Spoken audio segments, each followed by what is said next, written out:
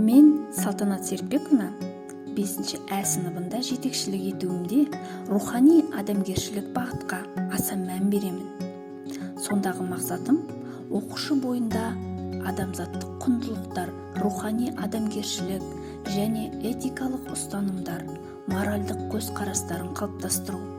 Соған орай алдыма қойған міндетім оқушыларым өзінің де, өзгенің де ұстанымына, ой, сөз, іс бірлігіне, өз мінез құлқын жетілдіруге, адамдарға риясыз қызмет етуіне, ата-анасы, отан, қоғам алдындағы парызына адамгершілік сезім білдіру. Адам бойында адамгершілік қабілетін, әдеп нормаларын сақтау әдетін үйрету барысында әдепті болуды қалай әдетке айналдырамыз атты шаттық шеңберін өткізді.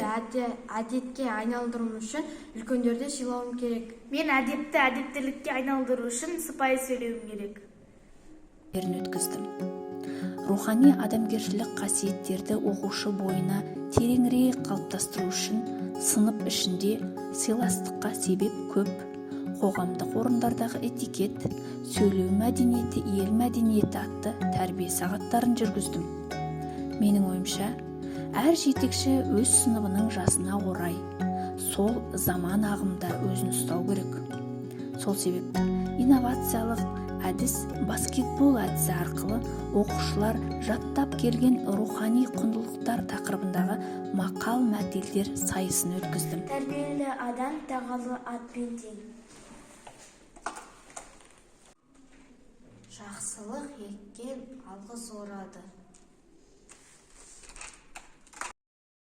Адамгершіліктің мәнін ашатын, түйіндейтін түрлі тапсырмалар орындатамын. Адам көркем мінезді болу үшін қандай жатқылықтар кедергі? Сонымен қатар, адамгершілік құндылықтарға нені жатқызасыздар атты сұрақтарға 2 топ жаңа ілгіш әдісі арқылы оқушылар жұмыстарын қорғады. Кешіре білу, сыйластық атты эссе жаздырту арқылы, жағдаяттық сұрақтар қою арқылы, ертегі көрсету арқылы, сурет бойынша әңгімелер құрастырту арқылы оқушылар бойында адамгершілік қасиеттерді сіңірген ұлағатты азамат болып шығады деп сенемін. Заманына сай адам демекші, қазіргі трендтегі инновациялық әдіс TikTok арқылы тәрбие сағатымның соңында балалардан кері байланыс аламын. Тәрбие сағаты ұнады, өте қызықты болды. Мен бөліскім келгені бір-бірімізді сыйлап жүрейік.